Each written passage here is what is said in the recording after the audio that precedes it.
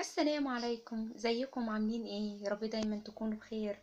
النهارده انا بعرض عليكم جزء من المطبخ عندي ان بحاول اوضبه. شايفين المنظر كان ازاي؟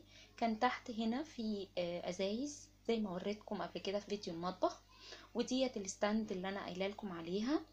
انا حبيت اغير شويه في المطبخ، ان انا عايزه اجيبها مكان اليونت الخشب ديت، واجيب اليونت الخشب مكانها، واحاول بقى ان انا الحاجات اللي جنب اليونت الخشب اللي انا وريتها لكم قبل كده تحت الحوض دي، ان انا اروق تحت الحوض شوية من الحاجات اللي جنبها ما بينها وما بين الحيطة.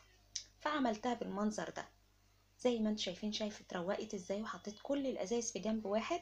جبت البتاعة اللي هي البيضة دي اللي بتنعمل على الحيطة، ما عملت بشنيور ومسامير وثبتها.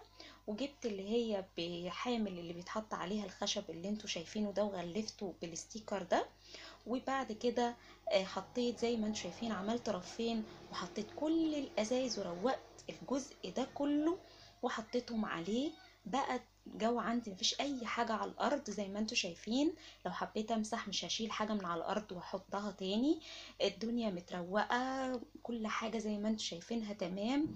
فوق الحوض لو تفتكروا انا كنت حاطة هنا ازايز، كله متروق. الحوض بقى متروق، بقى فاضي، مفيش حاجة عليه غير اللي هي صفاية المعالق واللي انا بحط عليها الليفة بتاعة المواعين. بقى متروق خالص، كله حطيته تحت الحوض على الرفين اللي انتوا شايفينهم دول. ده كان اقتراحي. من لو عندك كركبة في المطبخ ممكن تقدري تعملي وتستغلي المساحة ازاي، وتفضي الكركبة لو كنت حاطة حاجة على الارض او حاطة حاجة على الحوض زي ما انت شايفين كده. وطبعا قلت لكم الازايز ديت مليانة عشان بستخدمها لو المية انقطعت او اي حاجة. ومفيش كان اي مكان عندي ممكن احط ده. انا نقلته زي ما انا قلت لكم، جبته هنا، بس انا شكلي هرجعه تاني مكانه عشان مضيق لي الحته لان الكرسي محطوط جنبيه.